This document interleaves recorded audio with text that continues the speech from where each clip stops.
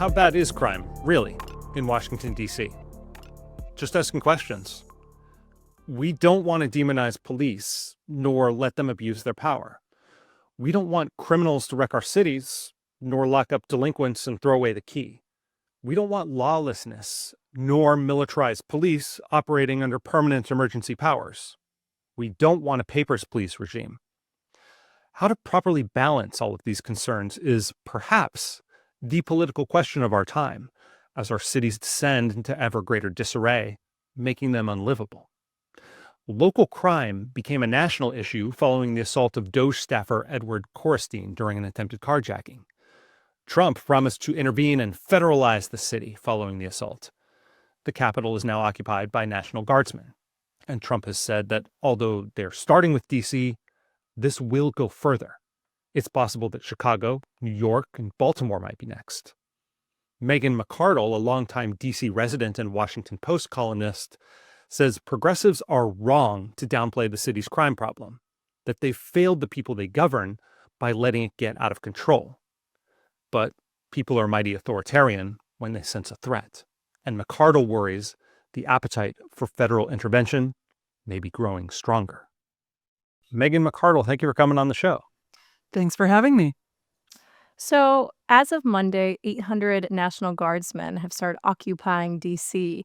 Hundreds more are apparently on the way as red state governors have taken up the call and decided to commit their own troops, their own manpower to the district. Do Washingtonians seem to like living under martial law, Megan? They do not. I have been very active on the Washington D.C. Reddit, by which I mean I'm lurking, not that I am posting under a pseudonym.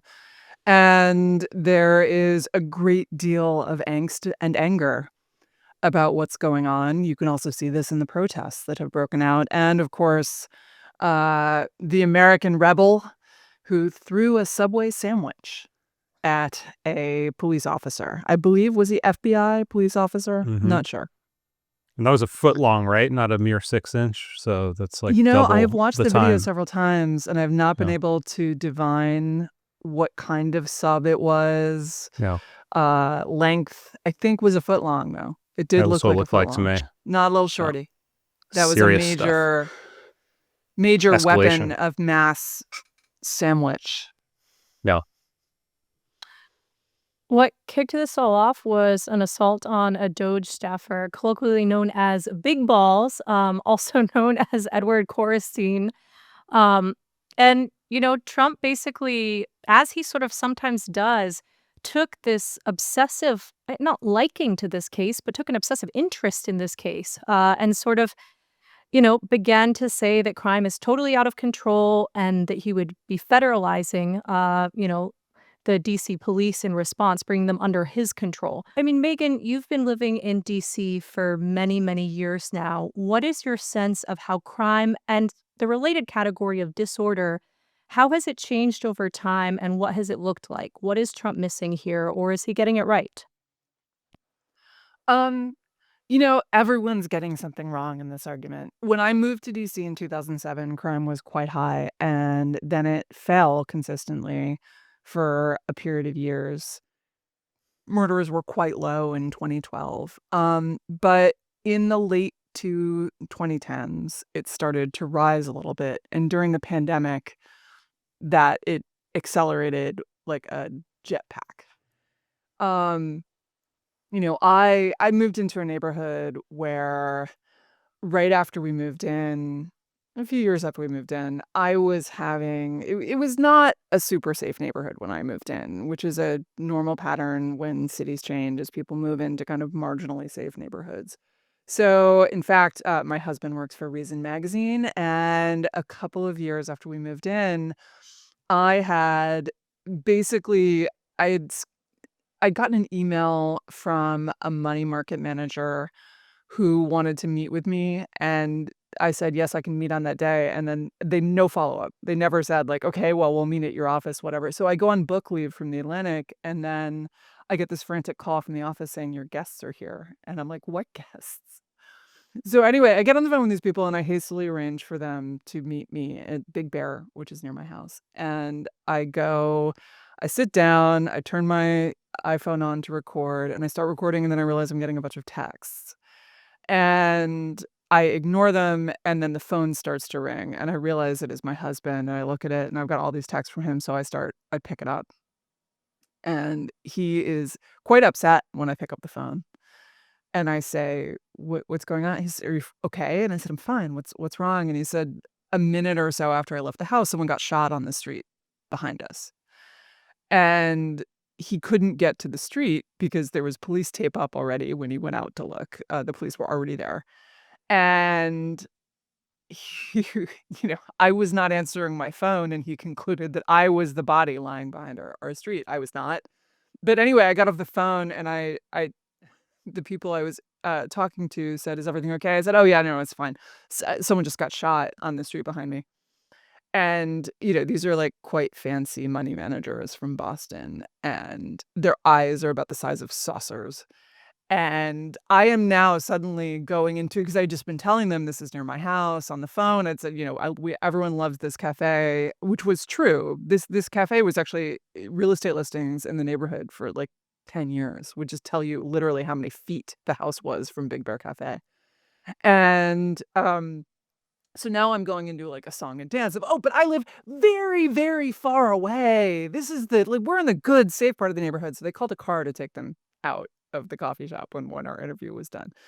It was pretty funny. But that was not unusual when I moved in, and then by 2019 it had become pretty unusual. And then 2020 happened, and in the space of, I don't know, 18 months, we had 4 or 5 multiple victim shootings within 4 or 5 blocks of our house. And so, and one of them was right across the street from us. And I did a low flying tackle and landed on top of our dog, because the dog likes to go to the window when things are noisy to see what's happening. So there I am lying on the ground, and my husband walks up and just looks at me and says, "Do we need to move?" Now, we did not move. And I still love DC. It's a great town. I don't want to move. But I know a lot of people who started asking questions like that, because the carjackings, the murders, the shootings, I think people from DC will remember there was a big shootout on 14th and R, right? Which is not exactly a neighborhood where you expect to see a gun battle happening in the streets. I mean, that's like a restaurant and bar district, right? Yeah. For people unfamiliar. Exactly. And those things, they do matter to people. And of course, we're not even talking about what's happening in Wards 7 and 8, where most of the violence is concentrated, where those are the poorest neighborhoods in the district, or the poorest areas in the district. There are a lot of neighborhoods within those wards, but those are the poorest areas. They're the worst policed, and the crime is really bad there. Hundreds of people died who would not have died 10, 15 years earlier. And that is significant, not just because those people died, but because if you think about all the costs that imposes on people who are afraid to go out, of people who are buying expensive alarm systems or otherwise putting bars on their windows, armoring themselves. When I moved into DC, the city was armored against crime. Our house had bars on the window, everyone's house had bars on the window, and that has changed over the last 15 years. And that really, it's a quality of life improvement for people to not feel like you are living in like a maximum security neighborhood. Um, and as those things change, it's bad for the city because crime, I mean, I guess the good news is it depresses housing prices. The bad news is it makes people move out. It makes it hard to have a business. And we're not even going into more of the disorder things. Right, people sleeping on the streets, open air drug use, which, I'm a libertarian. I think drugs should be legal, but I don't want to watch you shoot up like in my neighborhood. Um, there's the shoplifting that has caused all of the CVS's and the supermarkets to lock down, so that I used to grocery shop on the way home from work, and I stopped because I would take a backpack. And then they stopped letting you bring a backpack in. Well, I don't really want to walk home with my grocery bags in my hand. I want to sort of conveniently tuck the stuff into a bag and go. All of those things are real decreases in the quality of life. They range from modest annoyance to pretty major, but even the modest annoyance. When you don't have retail on the street, neighborhoods die. When you don't have retail, people can't get things they need, especially people, it's fine for me. I'll just order it from Amazon. But some little lady who's living on a fixed income in an affordable senior housing project doesn't necessarily have a computer or a phone or want to order her things online or have the interest or the fluency with technology. Anyone who has aging parents knows this can be an issue, right? All of those things. And so it really has been terrible for the city, corrosive for the people, for the city itself, making it hard for DC, which is already facing a lot of headwinds coming back from the pandemic, with federal job cuts, with work from home, with all of these forces that are making DC struggle to recover as a city. We couldn't afford crime in addition, even if it weren't actually bad for the human beings living in the city. And so on that, Trump is right. And if you look at the murder rate in DC and you compare it to other cities like New York, like Boston, like LA, right? These are big cities that have many of the same things that are cited as the reason for DC poverty, right? These are diverse cities. They have high poverty rates. They have people who are growing up in chaotic and unstable circumstances and neighborhoods. All of those things exist in New York and Boston and LA. What doesn't exist is our homicide rate. Yeah, just so our audience understands this data. I pulled this actually from one of your columns on the Yes. subject, which the Washington Post nicely visualized, showing Shout out comparing. to our excellent intern, Julian Berman, Very, who's just very finished nice his work, internship Julian. and made this wonderful graph for me. Well, thank you, Julian, because this shows that, it's just comparing. It's a pretty straightforward. It's just comparing the homicides per 100,000 residents in DC to the United States, and you see that it's persistently above the average. And then, as you were mentioning, Megan, if you compare to a lot of the large, big cities, it also hovers above that as well.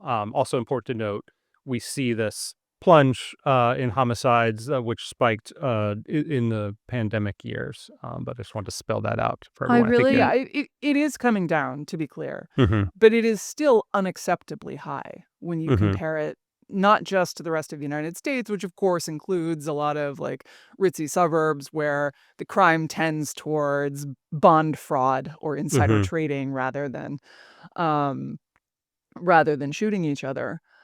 It's also true when you compare it to other big cities. Now, there are cities with worse crime rates than DC, something yeah. that people taxed me with when they said, this is misleading. Why don't you compare it to Memphis? It's like, well, DC is an incredibly rich city that has a lot of resources, and we should be able to do better than Memphis. We should be targeting New York, Boston, LA, places that have effective policing and good infrastructure for handling crime, not targeting the worst off cities in the country. I appreciate how when you break down not just the categories of crime that DC is plagued by, but also disorder, you're almost gesturing at this like Jane Jacobsy vision of like eyes on the street. I mean, she was rather famously a New Yorker, but her sort of basic theories within urbanism very much hold true, which is just like that there is this civilizing effect when you have more and more mixed use, retail, residential. You have the sort of stewardship from a lot of different people who are invested in making sure the street near them is policed and is kept clean and is free of people shooting up and is free of petty crime. And it's like, I think it's sometimes very hard for people to speak in accurate, realistic, reasonable terms about the cost imposed by disorder, but they are very real. So frequently, it's like the most sort of like apocalyptic conservative voices talking about how, even the deodorant being locked up at CVS is, one of the great signs of, terrible evils to come or whatever, which isn't quite right. That's an exaggeration. But by the same token, you see people on the left acting like it's no big deal and acting like people are so stupid to have their, knickers in a twist about this type of thing. And it's like, well, but what does this say about the community that we live in? And what sorts of costs does this impose on every single retail worker? And it's just very frustrating to me as a New York resident, just watching people, I think, accept cities becoming worse before our very eyes. And it's not the worst they've ever been in many people's lifetimes, but it strikes me as just like an intolerable, um, sort of state of affairs that we should reject pretty vehemently. What do you think of that? Yeah, this makes me crazy. So I grew up in Manhattan during the 70s and 80s. It was quite dangerous. I once walked past a body on the way to school. And the number of people after for example, the Daniel Penny case, where this Marine tackles a guy who is having some sort of a psychotic episode on a subway car, puts him in a chokehold, and he dies. We can argue about whether he should have been convicted of manslaughter. He was not. But the number of people, of New York progressives, who were saying, well, this is just the price of living in a city. What's the big deal? You guys are such weenies. I'm sorry.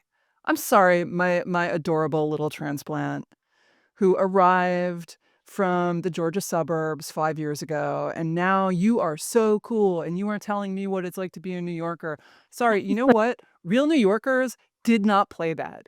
They were not saying that crime was okay and that it was just something that you should live with. They don't like deranged people shouting at them. That is not the way a city is supposed to be. And if you look downstream of what my childhood was like, I wasn't allowed to ride the subway after 7 p.m. until after I graduated from college.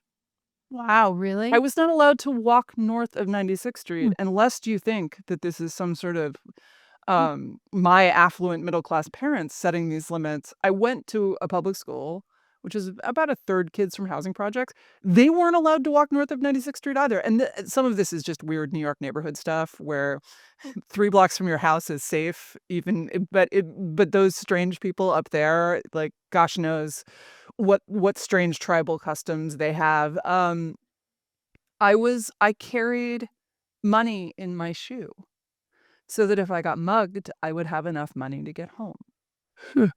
I was taught at the age of 10 how to handle a mugger. I was told that I could only walk on lighted streets, even if that meant walking half an hour out of my way. So I could only walk on Broadway or Columbus Avenue. I could only walk on 86th, 96th, or 72nd Street, because those are the big lighted cross streets that have a lot of foot traffic, right? You should not have to tell your 10-year-old child that. That should not ever be a thing that happens. That is not something that just comes with living in a city. That is something that comes with accepting a level of chaos and disorder and fear that no one should have to live with. Now, if we talk about what should have been done about Jordan Neely, the man who was killed by Daniel Penny, these are challenging questions about personal liberty, right? This guy was committed in a diversion program that he walked out of because Medicaid will not pay for any involuntary commitment, for example. How should we change that policy? I think for a libertarian, that's really hard, right? Do we want to facilitate involuntary commitment? I am coming around to the idea that we do for some people, that some people are just not with it enough to form any kind of reasonable, adult decision about what to do with their life, right? If you were a deranged schizophrenic who is self-medicating with synthetic cannabinoids, never actually pronounced that word, then, and who is having sort of florid delusions, first of all, other people should not need to be around you, because people like that, it's not that everyone who's in that situation is dangerous, but people who are in that situation are more likely to be dangerous than your average person. They can't, if someone decides that the people on the subway car are trying to kill them, in some meta sense, it is rational to attack those people, but it is only rational within their uncontrolled delusion, right? You can't talk them out of that. You can't control it. This is so You can't send a ton of social workers into that situation. That's not exactly going to be the thing that really sort of you moves the can needle. if you have backup from the justice system. Well, yeah. And somewhere for this person to go, and a system that is designed to deal with someone who cannot make rational decisions because their brain isn't working. This Yeah, I is the think that, I thing think that that's the kind of progressives miss out. that's always been the kind of misleading thing about the replace police with social workers idea. That never seemed like the most viable thing. It is more like that should be an additive thing if you're going to do that, because you need the secure backup. And as a New Yorker, Liz, I know you're suspicious of Mamdani's ability to hit that balance. Should he win? Look, Because that's part of his plan. But like my yeah, like main problem right now is just like I'm pregnant, my asthma's worse right now, and I keep mixing up my inhaler and my pepper spray, which are in the same compartment in my bag. And ideally, we will get to a safe enough city, or my asthma will be cured such that I don't possibly pepper spray my throat. I don't want to yeah. have to carry that everywhere with me. But I That's really think not going that to be good for your asthma. Do not yeah, pepper spray your asthma. That's not ending well.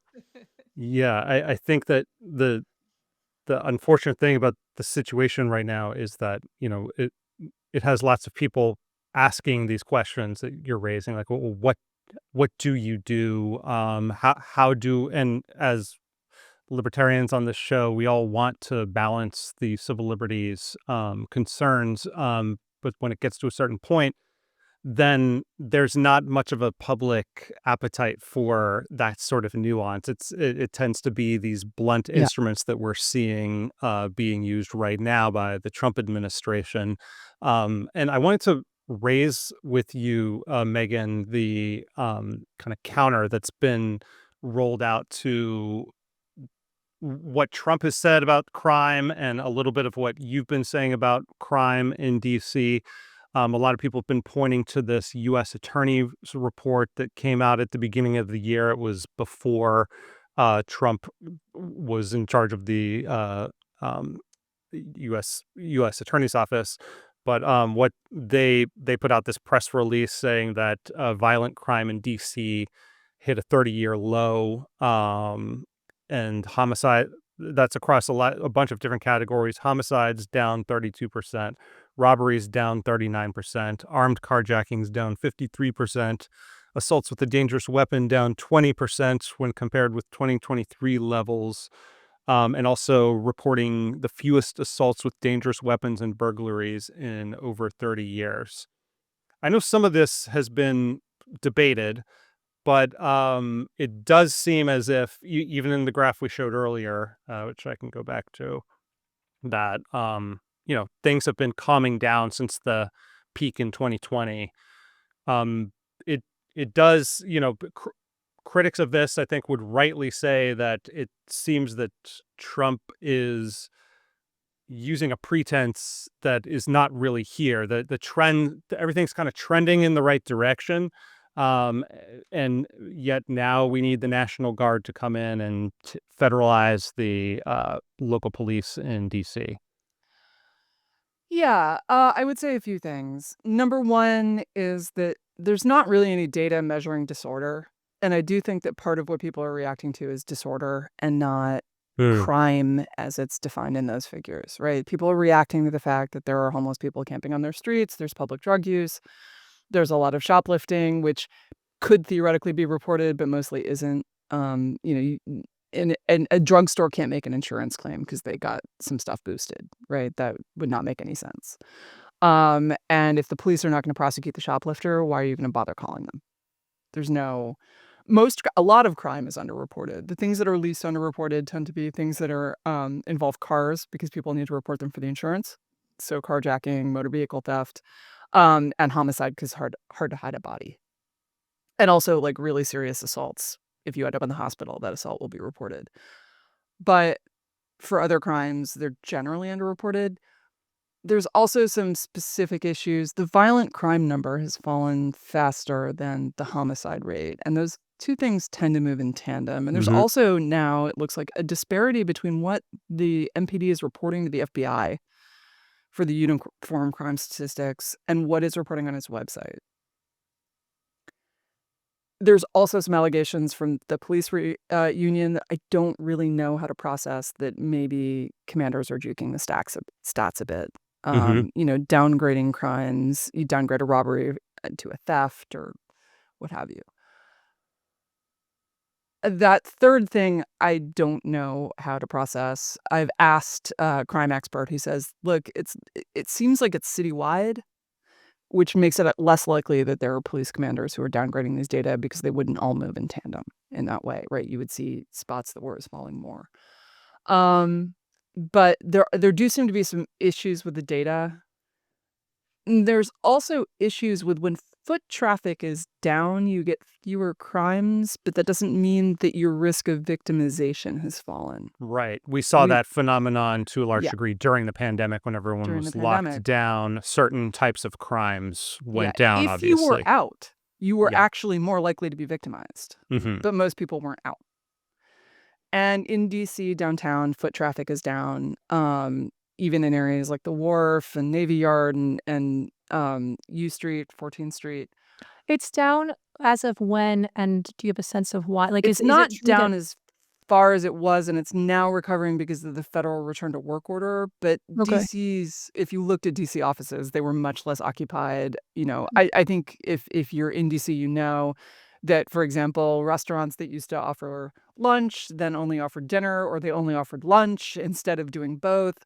That there were a lot of changes in kind of the traffic patterns in DC, where it's not clear to me that the victimization rate was falling as fast as the violent crime rate. That Well, said, the thing I'm curious directionally about correct. the thing I'm curious Obviously about directionally is correct. it seems like the wave of carjackings has sort of oddly hit relatively well-off areas, places in Navy Yard near the wharf, and I'm curious about whether or not that's sort of like depressed sort of that area as like a nightlife district. Like, how big of a thing is this really? Is this something where people are making plans with their friends to go out Friday night and then they're saying, "Actually, I don't know, with all the carjackings, let's go somewhere else." It is hard for me to say right, that this is like what Yeah. statisticians call a dark number. Hmm. I don't have data on the restaurant performance in Navy Yard, so I can't tell you, but I will say that I have heard people say that. Okay. That, what if we just stayed in the suburbs rather than going into DC because of the carjackings? Now, is that two paranoid people I know, or is that a widespread phenomenon? I have no idea. I don't actually live in the suburbs, so I am unlikely to hear many of those comments anyway. But, Maureen Dowd just wrote a column about her sister getting her Buick stolen while she was in a restaurant in Georgetown. Hmm. And I mean, like, to be clear, there are a lot of carjackings happening in Ward 7 and 8. It is not just happening in Navy Yard. And this is, I think, one of the tragedies of all of these discussions is that we tend to focus on crime when it's affecting the areas where journalists live. Yeah. And we don't focus so much on it when it's just affecting the poorest, neediest neighborhoods in the city. And that is Yeah. where crime is worst. And one of my fears is that as crime falls, the journalists will kind of go back to not caring about it as much. But those areas are still going to have a homicide rate. DC's homicide rate has been elevated for decades and decades. Hmm. It's unacceptable. Right? That doesn't What? mean we need a police state. But it is unacceptable how high our homicide rate is, and we need to fix this. And that's got to be a combination of better management of the police force, frankly. We actually have a reasonably high number of cops per capita. What we don't have, clearly, is enough police effectiveness to get done what we need to in terms of making those neighborhoods safer. Well, you said there that we don't need a police state, and what to put the Trump administration argument to you as I understand as to why they say yes, actually we need a police state, but we need to federalize everything in DC is, this is our nation's capital.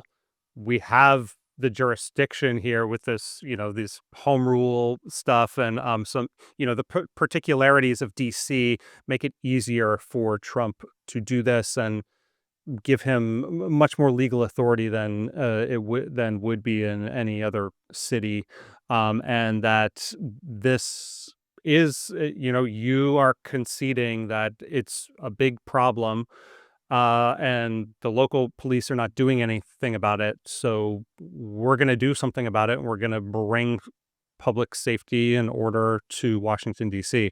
What's wrong with that argument or this approach? Okay, so let me first try to steelman that argument. Yeah. Which is that in general, the federal government has higher state capacity, certainly than DC. There are cities where I wouldn't necessarily say that was true. New York's state capacity is pretty high. DC's state capacity, meh. And that first of all, like one thing that we do know is that putting a lot of police on the streets does reduce crime. If for no other reason than that people don't commit crimes in front of policemen unless they are drunk and holding a Subway sandwich, I guess. Um, and so when you have a higher likelihood of getting seen committing a crime by someone who is armed and can stop you, then you are less likely to do it. When you have a higher probability of getting caught. And if you look at what's happened since 2012 with our homicide closure rates, they've fallen dramatically.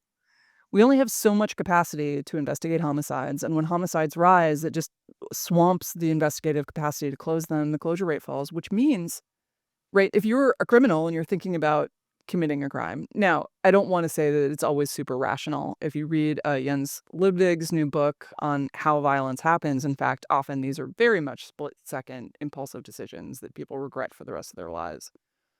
But on the margin, if you were thinking about committing a homicide or carrying a gun, then if you know that the homicide closure rate is 50%, that's a much more appealing proposition than if you know that the homicide closure rate is 98%. And so I'm not saying this is rational or that you should go now commit a homicide because the rate is low. I'm just saying that on the margin, people do some sort of calculation, and that is going to impact your homicide rate. Also, you're going to have people who have killed now walking the streets, which you didn't before because they were in jail. And those people, having done it once, may feel empowered to do it again. Or there's all sorts of bad things that are downstream of not having enough bodies on the street. So now let me say why I think that this is not the right way to go about it. Number one, this is temporary. Number two, an important part of policing is building trust with the community. I think that is at least a piece of what we saw during the pandemic is that post George Floyd, yes, police pulled back, some from, being mad about people saying mean things about police, but also some from a quite rational fear that who wants to be the next viral video? And so, but the other thing that happened is that the communities themselves lost trust in the police, right? Watching that was a radicalizing experience, especially if you are someone who is poor and black and feels that they are likely to be policed, likely to be the victim of that kind of thing happening. I do want to emphasize that those events are thankfully extremely rare, right? These are very few people are killed by the police every year. Even fewer unarmed people are killed by the police. I would like that number to be 0, but it is not something that is likely to happen to most people, thankfully. But I think Floyd eroded trust in the police, which made it harder to do policing. In addition to all the other problems of people, being in their houses, that you have fewer witnesses to things and so forth. And that erosion of community trust, rebuilding that's really important. And I actually think that in a sad way, right, the crime spike rebuilt a bit of trust as people thought, oh, well, I was worried about the police, but now I'm more worried about the people committing homicides in my neighborhood. But if you go in the way that the federal government is doing in masks, right, it's creepy and terrifying. Why are there masked law enforcement? Maybe they're law enforcement. How do I even know they're law enforcement? They're not wearing badges, right? I can't tell who they are. And by the way, that's a live problem. The guy who shot the state legislators in, I believe, Minnesota, one of the Midwestern states, right, impersonated a police officer. And so doing it that way, okay, well, you got more bodies on the street, but the community is outraged and oppositional. You're destroying what really had been, I think, in D.C., a movement towards understanding that outside of the really radical progressives, that policing is necessary. It's really important. It's really important for marginalized people who are most likely to be the victims of crime. So just to show a little bit of data so people can see, I think the effect you're talking about there, this was via Charles Fain Lehman it's Slow Boring, and we'll link to this chart he made. This is not a type of data you see very often, but it was an interesting visualization of the intensity of DC's policing. So you see that drop off that you're talking about post 2020, where The dots here are that he's measuring are adult arrests, juvenile arrests, and then just stops, which are Yep. way down. And so that's a good way to see kind of the pulling back effect that you're describing there. And you're saying that that is a big problem and affects especially people in poorer neighborhoods, but that the federalization is not necessarily going to be the thing that solves it, especially long term. Yeah, the other thing I would say is this, is that a lot of what ails DC's criminal justice system is the effect of federalism. The Hmm. governance of our criminal justice system is totally screwed up. So some stuff is federal, some stuff is local. So basically, the district attorney who is elected handles juvenile crime and then some other like misdemeanors. The federal government handles the adult felonies. The judges are appointed by this extremely weird system where they're appointed by the president, but they're appointed from a list that is assembled by a commission or committee. I don't know what the technical name of it is. And that leans progressive. And if you think about who cares about it, it's going to be progressive criminal justice people. So you end up with a lot of former public defenders on the bench. And I think that it is good to have former public defenders on the bench. We should have representatives of people who've seen the inside of the criminal justice system from that perspective and at its worst. That those judges tend to lean quite liberal. So, for example, if you have an illegal gun, if you are stopped and you have an illegal gun and it is found in the back of your car, if there are other people in the car, the police can't attribute it to anyone. So just like it's like Schrodinger's gun, and no one gets the gun taken away. Right? I mean, maybe they confiscate the gun, right? But they don't arrest anyone, and that is in fact an important. Keeping illegal guns off the street is an important way of reducing gun violence. As any good libertarian knows, legal gun owners very unlikely to use their weapon in a crime. People who have guns illegally, on the other hand, sometimes they have done this because they are afraid for their life and they can't get a gun permit.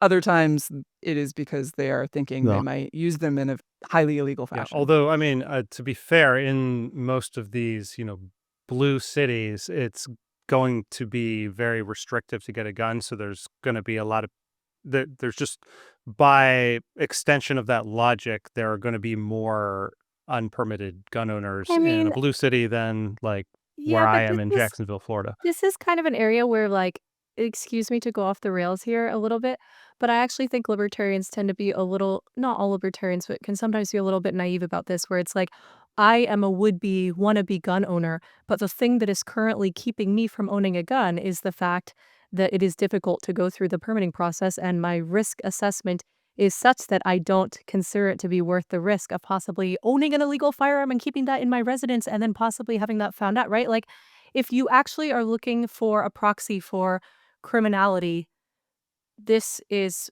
Well, it's not something just that that we though, see. Liz. I mean, like I lived in California where, this is changed now only because of lobbying by the gun organizations, but you could not get a concealed carry license unless you like personally knew the local sheriff and he like bumped you to the front of the line. So I'm like, if you're walking around, like you're not able to walk around armed in most of these cities Yeah. legally. I don't know. I'm curious about what Megan thinks. I feel a little black pilled on this, where it's like, of course I believe the laws ought to be changed, but as they currently operate, confiscating illegal firearms doesn't strike me as the absolute worst possible approach in terms of making sure that shootings decrease.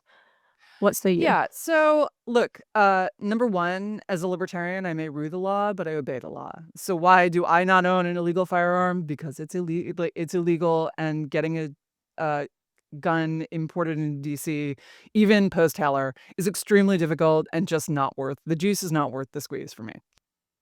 Um, if you think about the circumstances under which I would buy an illegal gun, they're pretty narrow and would involve, I don't know, some sort of trained killer that I have become aware is coming from across the country, tracking me, attempting to kill me. I would probably try to go to the police first and maybe get some witness protection but in some sort of weird Hollywood thriller circumstance, or more realistically, I shouldn't say more realistically. I was going to say more realistically, like a violent ex who's stalking me. But I'm married to a very non-violent person who really doesn't like. He's like the only libertarian who doesn't like guns. So, um, this seems But I very mean, unlikely. you are a public figure though, so I mean, Yeah, stalkers, that's something that can happen for sure.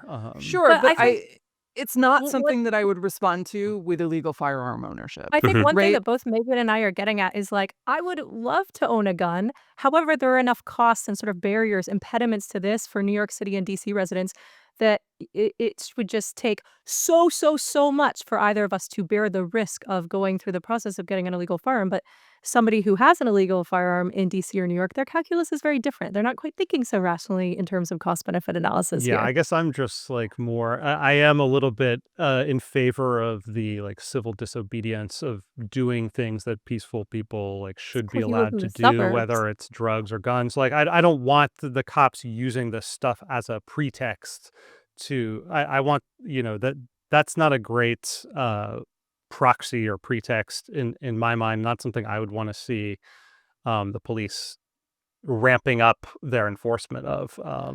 I take that point. Yeah. Let me say this. I think that if you legalized handguns in DC and made them easy to get, it would not much increase our crime rate or our homicide rate. Um, but I do think that the data show that when you take illegal firearms away from people, that reduces shootings because there Mhm. is a selection effect on the kind of people who choose to carry guns when it's very hard to get them legally. This kind of makes Um, me want to be a contrarian and just go ahead and get an illegal firearm versus my, aforementioned plan, which is actually to go through the whole legal process. Like, I you're think just it would trying to be screw fun up the as a bit. statistics, aren't you? Yeah, exactly, like, subverting the stats. Get a Yes. 3D Yeah. printer because DIY is allowed. Cody Um, Wilson, hit yeah, me up. but But but yeah. I think the broad problem is, look, there's a disconnect between who cares about the issue. There's an unusual degree of removal from voters who are invested in the issue and the system already. Right? The people who are appointing the president of the United States does not care about DC voters. There are not very many of us.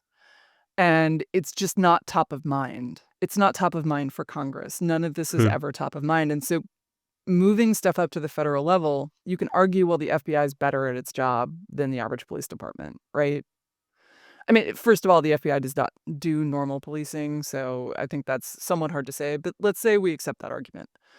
Um, the FBI, the people running the FBI, DC is going to be about number 900 million of their priorities. And so if you give us a governance structure where there's no accountability to the people who actually live in DC, I don't think you are likely to get better outcomes.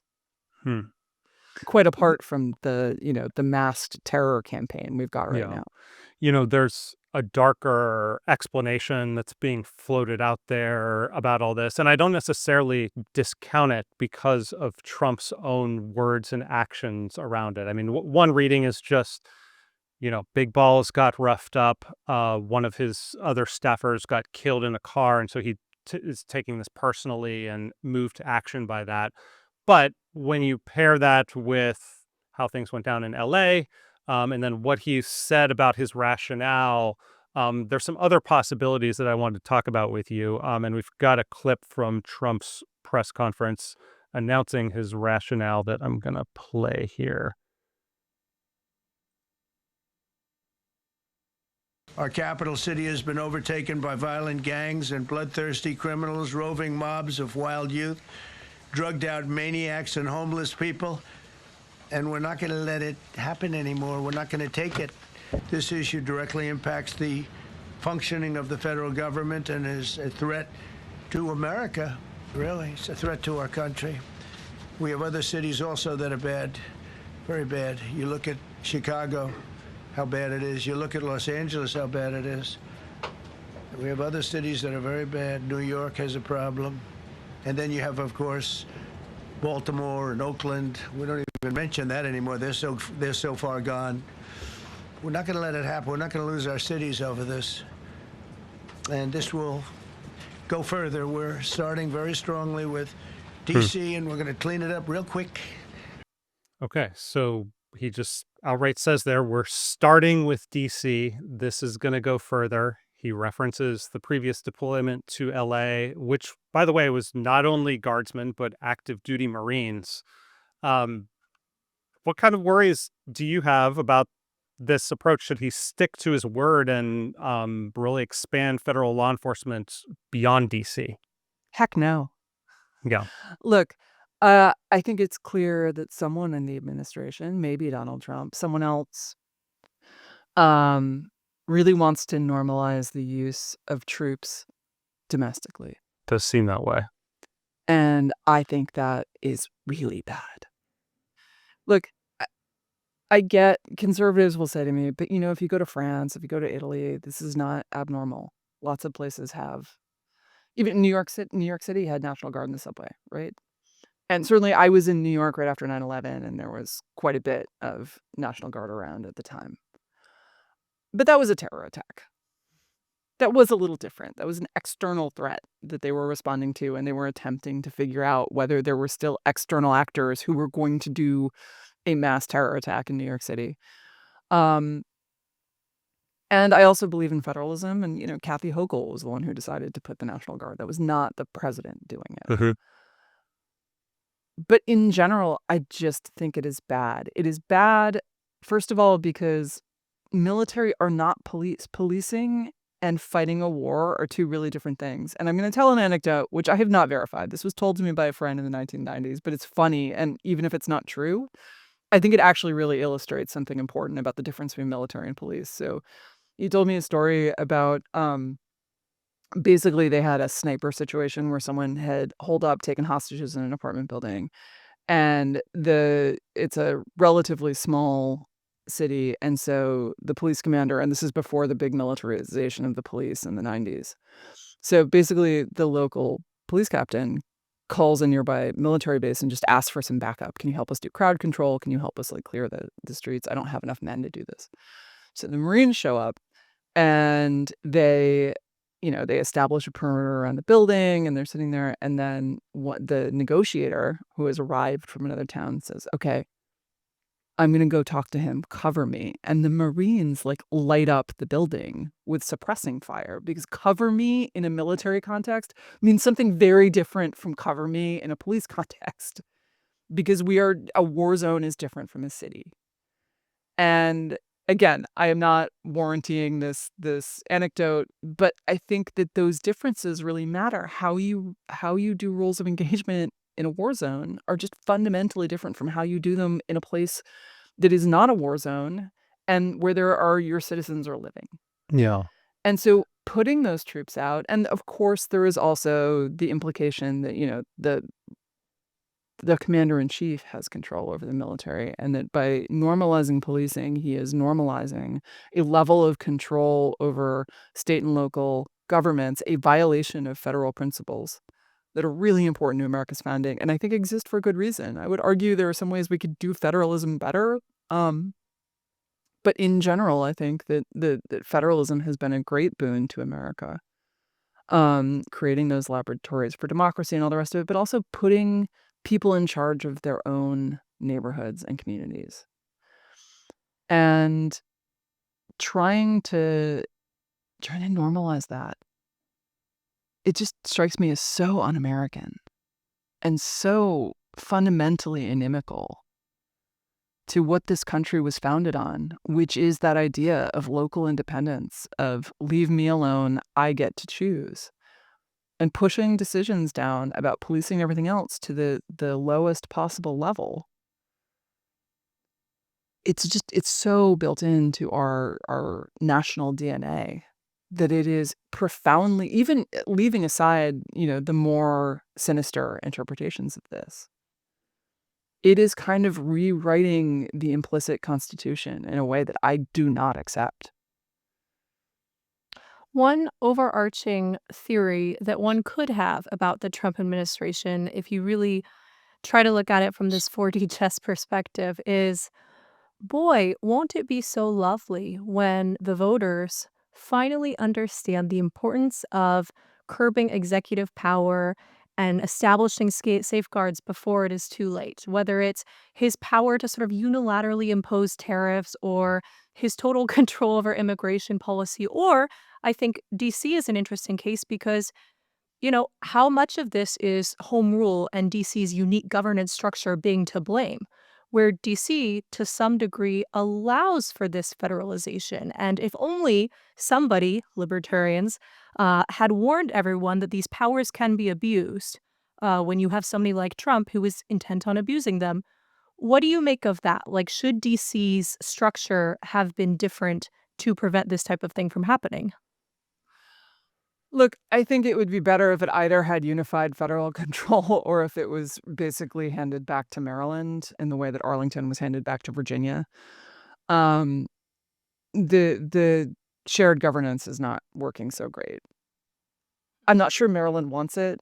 I don't think that statehood is realistic because the only reason most people are interested in statehood, especially if they don't live in DC, is that they think it will create another 2 Democratic senators. And if DC were split 50-50, even within DC, the interest in DC statehood would be much less. It is basically, they like it because they think it's a sure to votes for the party that they prefer, because it's an overwhelmingly progressive city. So I think the realistic things are either you end home rule or you hand it back to Maryland. And that either of them would probably be better than what we have now, honestly. The city's finances are all tangled up. The governance is just not great. Look, it's not like Baltimore is any prize either. So I guess there's only so much you can do with the native material at hand. Not sure Maryland would really help, but Is it possible, though, that Democrats like Mayor Muriel Bowser, that they sort of find their spine? This seems like kind of a weird critical juncture following we had the ACAB, ultra progressive moment in 2020.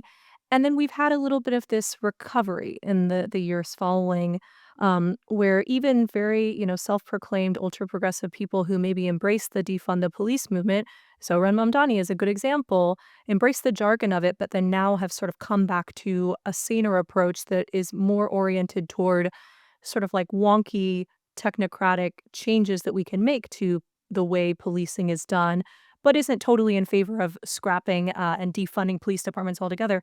I mean, we've seen a huge bounce back from that moment. And now Bowser at least seems like she kind of doesn't know how to navigate what the proper leftist position ought to be when it comes to crime.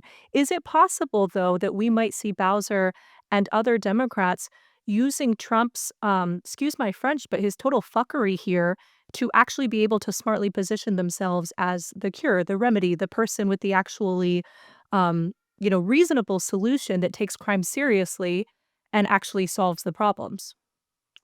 I would like to think so. What makes me not optimistic is a couple things. First of all, the public is just way more authoritarian than elites are. Yeah, fair enough.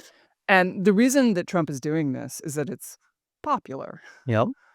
And people don't like violent crime, and they're not nearly as afraid.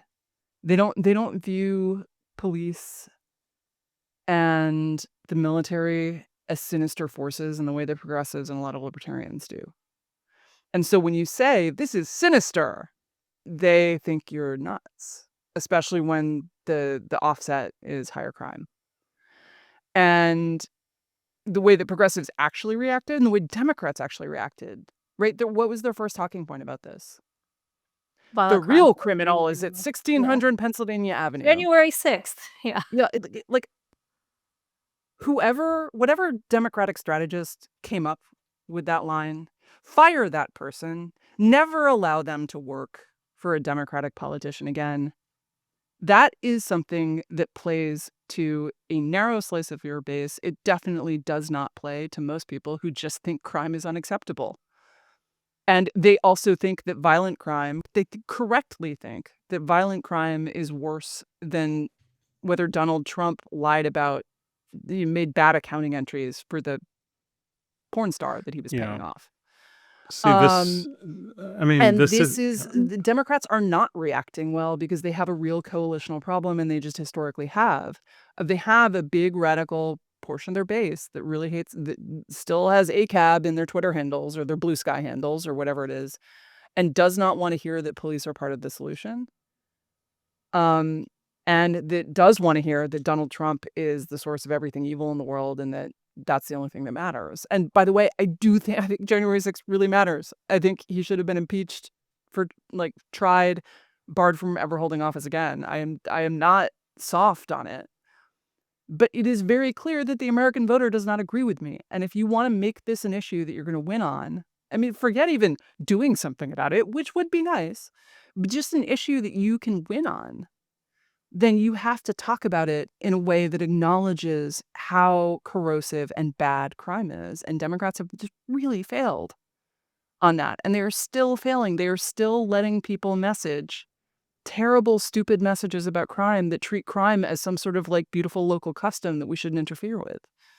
This is what really concerns me about this moment is that, yes, the Trump and the Trump team is very smart about, crime is bad. Most people agree with that. Even some of the stuff in LA, for example, it's like, we're going to send in the National Guard to protect federal property from getting damaged. That sounds completely reasonable. But then they have this little extra thing where we're also going to bring in Marines from Palm Springs area to just be there. It's sort of subtly expanding the lines of what is acceptable.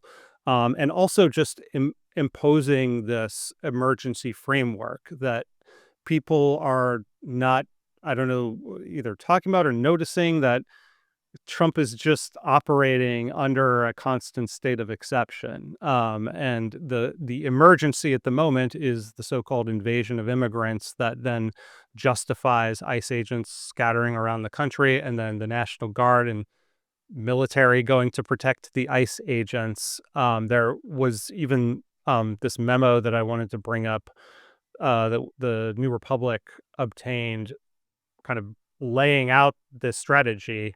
It's a summary of a meeting between the Secretary of Defense, Pete Hegseth, and the Department of Defense and DHS. And, they're just laying out bullet point by bullet point here that they've designated the cartels as foreign terrorist organizations, which puts them on the same plane as Al-Qaeda or ISIS. And the Secretary of Defense wants this meeting to be a message to the uniform side of DOD, emphasizing the urgency of the Homeland mission. And he wants ICE to hear from DHS, or he wants the Department of Defense to hear from the Department of Homeland Security firsthand. So, and then his kind of action item at the end is that you should ask how the Department of Defense is planning to more effectively support the Department of Homeland Security during the next instance of LA-type operations. So, what I'm reading here and putting together from all this public statements that Trump is making is that they want this to be the operating procedure. Now, they want this marriage of military, Homeland Security. The mission now is to deal with the emergency on our own shores.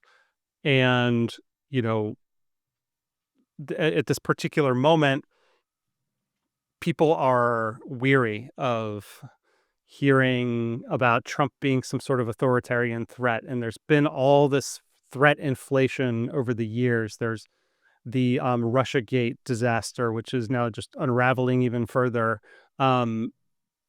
What's a libertarian to do in this moment where all these things that we've been kind of warning about since 9/11 are now kind of coalescing? But at the same time, there's been a lot of hyperbole and exaggeration leading up to this moment. Yeah, look, my point about DC crime is that it's unacceptable and we should fix it. Yeah. My point about DC crime is not that this is a national emergency and we should lock everyone in their houses until crime falls, right? Mm-hmm. Which, didn't work in 2020 anyway. And that inability, the most distressing thing about this whole debate was watching both sides immediately polarize to the stupidest possible position, Mm-hmm. which is crime is bad. Either I need to put to call it the National Guard, or I need to deny it. I need to point out that, violent crime has fallen to its lowest rate in 30 years. Well, homicide is not at its lowest rate in 30 years. And closure rates are too low, and our police are not controlling crime as effectively as we need them to. And frankly, a 30-year low in the DC homicide rate would still be totally unacceptable. Right. And the inability to just occupy a middle space, and this is just broadly true with criminal justice, right? When you look at how people are polarized, it's polarized between ACAB and criminals are garbage and we should just lock them up and throw away the key. Mm-hmm. And some people do need to be locked up. There are people who are so violent that they literally cannot be around other human beings without killing someone. Not a lot of those people, but there are people who end up in Supermax because literally they've worked their way through other prison populations and committed murders there, and the cops are out of ideas for how to stop them from murdering people, right? That's a minority. There are people who need to be locked up for a period of time because they have done something wrong. They have violated the rights of others. We need to punish them, both to deter future such events and to incapacitate them maybe while they do some growing, because crime tends to be a young man's game. Yeah, I mean, on this, striking that middle ground, in your column on this, you wrote that it's time for progressives, and maybe this includes some criminal justice reform-minded libertarians too, to talk about beefing up the criminal justice system, not just hunting for, quote, root causes that can be addressed by social workers. So, what are one or two things that you would like to see beefed up in a non-civil liberties destructive way that takes us back to like the 1990s, that led to the kind of over incarceration that the whole movement was trying to undo in the first place? We should have police being more active, Mm-hmm. out on the streets more. We also police training is a huge unexploited area. So there is this amazing program in Chicago that is the Chicago's Crime Lab that is basically training precinct commanders.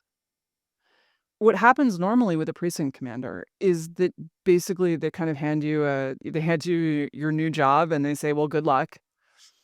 This one creates a cohort. They fly out to Chicago for a week once a month for 5 months.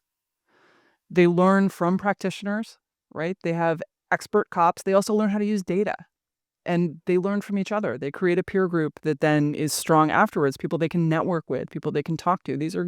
Many of them will be future police commissioners somewhere, right? And that kind of training is incredibly underinvested in American policing. My modest proposal was we should have a West Point for cops. We should create police officers, like a federal program that's a 4-year degree, where you are doing just as people at West Point. They in the summers they will go and do exercises, and you put those people out with a police department over their summer. You train them, and then the police department gets a free trained officer, and then you seed those throughout police departments all over the country. And you are creating a professionalization of something that is quite haphazard. America has way too many police departments. It creates all sorts of jurisdictional issues. But it also means, right, a lot of the stuff of doing policing is fixed cost, like investing in training. And it means if you get a town that has a really good police officer, he could move to another town, but he can't move up in the hierarchy. Once he has hit the top of the town, that's as far as he can go. There is no one above running the police department in that city unless you leave the city. And so we do move police commissioners around. We do move people. In fact, LA and New York, two of the best police cities, both Bill Bratton towns. And so unfortunately, we need to clone Bill Bratton. He's now very elderly and not running police departments So, anymore. I mean, a lot of that is really, it's an attitude shift in a way, because like what you're describing with, ACAB is really this belief that police are inherently illegitimate or bad, They're part of an irredeemable. oppressive system. I think some libertarians have sometimes fall into the trap of like, well, they're an arm of the state, therefore bad. Whereas you could look at it as like they're an arm of the state, so they should be held accountable, but they're the arm of the state that's supposed to be protecting our property and freedom and liberty. Yeah, And we want to optimize for that. I think libertarians often underweight the extent to which if you don't have the police, then the criminals become the government. And you really see this most clearly in El Salvador. I am not defending what happened in El Salvador. Right. The methods, it's at one point, Bukele had locked up something like 7% of the prime age male population. And mass trials over Zoom couldn't possibly generate legit due process. They have an anonymous tip line where they're arresting people based on this anonymous tip line. Anyone with a beef can, call up and report someone they're mad at to this tip line. But indisputably, crime plunged. I went to El Salvador last year, and it is striking that if you walk around El Salvador, you're in a lower middle class neighborhood somewhere, like small business owners, they own a little shop, they own a little stand or something.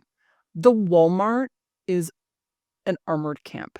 It has razor wire on the chain link fence surrounding the Walmart and a guard station. My hotel had a doorman who was holding a shotgun casually as he opened the door, right? This was a really dangerous place, and there's quite a lot of security lag there. If you walk around this neighborhood, all of the windows have bars on them. I mean, and really like bank grade security on these teeny tiny little houses that are probably 4 rooms. And that is a bad state for society to be in. People were sick of it. And I think if you look at what Bukele is doing, it is extremely bad. And also what it replaced was gang members who would extort people to allow their relatives to come visit them from outside the neighborhood. Yeah. The worse you let the situation degrade, the worse the solution is going to be. The worse the solution is going to be, but also the more support you will generate for bad government. Right. And that is, if you ask the El Salvador people, and look, it's easy for me to sit here and say what Bukele is doing is terrible. It's a human rights violation. Right. I wasn't the person who had to pay $10 a month for the privilege of having a fruit stand in my neighborhood. Zach and I have this argument with some frequency behind the scenes as to like, well, if you were raising kids in pre-Bukele El Salvador, we're able to sit here from our very comfortable homes in New York and Jacksonville and have one perspective about Bukele and, the trade-offs that he's making.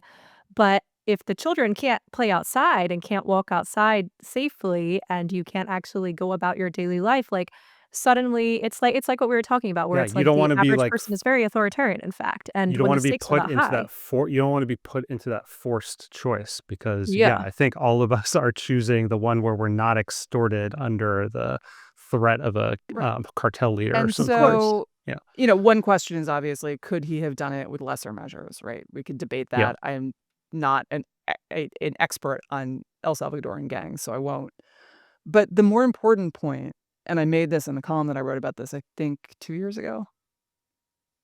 If you don't want that, don't create the situation where that's the trade-off. It is imperative to control crime. The more you control crime, the more you can actually decriminalize stuff. The more you can have a society in which the police are seen as a helping hand and people you like, rather than the current kind of armed standoff that a lot of communities often feel with their police. And the more you control crime, the easier it is to control crime, right? If there is a ton of crime being committed, then your odds of getting caught go down, which means it is more attractive to commit crime. If there's very little crime being committed, and you know that the one murder or the one shoplifting is going to get a ton of police resources because they're just sitting around, driving around, talking to people, rescuing lost kittens or whatever, then it becomes less attractive, right? These things have they have a spiral effect in both directions. And so our goal should be to, within the Constitution, within recognizing that people who commit crimes have done something wrong, but they're human beings, they have dignity. We should care about their welfare. We should care about doing as little as possible to get us to the lower ground equilibrium, imposing as little suffering as possible, even on criminals. I mean, look, Yeah. I don't believe in retribution. I fundamentally don't. I believe there are other important reasons that we have to incarcerate people sometimes, but retribution is not one of them.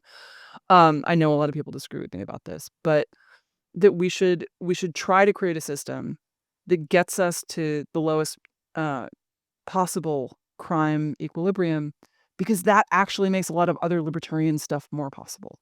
And so that would be centered around a concept like deterrence, right? Where if you're trying to bring that down, you want the maximally deterrent system that's not also, a nightmare, like you're cutting off someone's hand for stealing a avocado or something like that. Indeed. Yeah. And I mean, the thing that always sticks in my mind with that is a conversation I had with the late Mark Kleiman.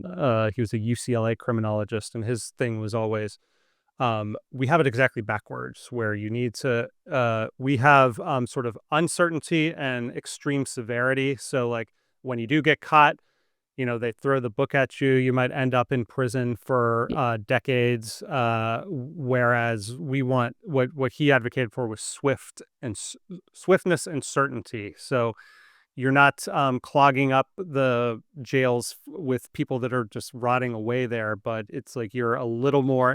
This probably relates to the point about how active are the police on the streets. You want to actually bring that certainty that you're going to get caught for violating people's rights to a much higher level.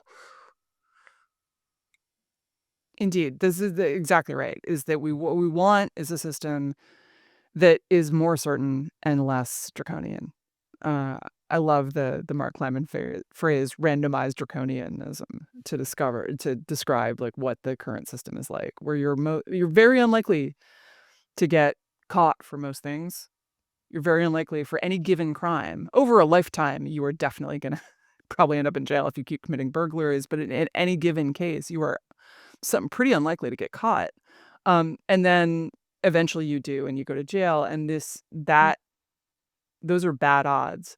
And because a lot of criminals are what's known as hyperbolic discounters, where they have trouble thinking far into the future. If they were good at planning the future, they would not be committing crimes. Almost anything else pays better. That lengthening the sentence doesn't do anything. This is especially true for juveniles. I mean, if you think back to when you were 14, a year was basically functionally equivalent to forever. Yeah. And so you can't multiply forever. Giving someone a longer juvie sentence when they can't emotionally grasp any time longer than 3 weeks in the future is just not doing anything at all except brutalizing that kid and putting them in a place where they can acquire new tips on committing crime, right? And more criminal associates with whom to commit them. And so what we should be thinking about is, how do we minimize the damage of the system while also minimizing the damage of crime? And we can argue it's to some extent about the marginal trade-offs between those two things. But at the moment, we're not making marginal trade-offs. We have a system that is worse on both counts. Yeah, absolutely. I know you've got to run, Megan. So I want to pose the final question of the show to you, which we pose to all of our guests.